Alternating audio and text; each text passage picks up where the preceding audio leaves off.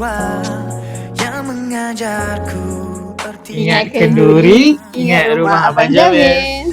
Saya bagi 5. Saya bagi 4.5. Nama saya Adri. Nama saya Aisyah Nuranis. Rumah Abang Jamil. Rumah Abang Jamil. Kuala Terengganu.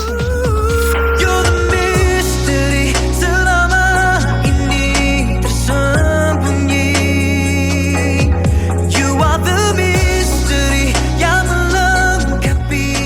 Sekali Alhamdulillah lah semua berjalan lancar. Rasa lega tu adalah lega semua kerjasama rumah Abang Jamil yang sangat smooth, lancar. So terima kasih banyak-banyak. Wedding planning kan memang stres kan, tapi saya rasa dengan adanya rumah Abang Jamil ni dapat kurangkan stres saya. So saya nak cakap terima kasih so providekan this kind of solution.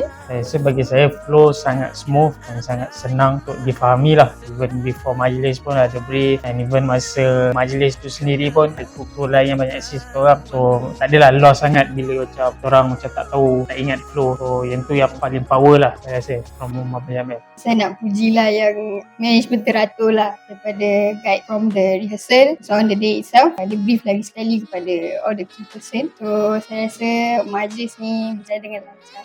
Bagi saya dia fleksibel lah kepada keperluan pasangan tu. Dan saya suka. Bagi saya memang mencari tempat yang provide suasana yang traditional. So saya rasa Abang Jamil memang deliver that kind of thing. And dia menepati cita rasa saya lah. Bagi saya dari segi keperluan tu memang lengkap, daripada A hingga Z, daripada parking, daripada kemudahan, surau, toilet semua tu perfect. Lepas tu aircon pun macam okey, ada ruangan aircon, ruangan untuk berehat. Dan dekat luar pula decoration dia memang sangat nice, memang nampak macam bagi saya something yang new lah untuk saya. Tengok memang kenalah dengan harga yang korang dapat.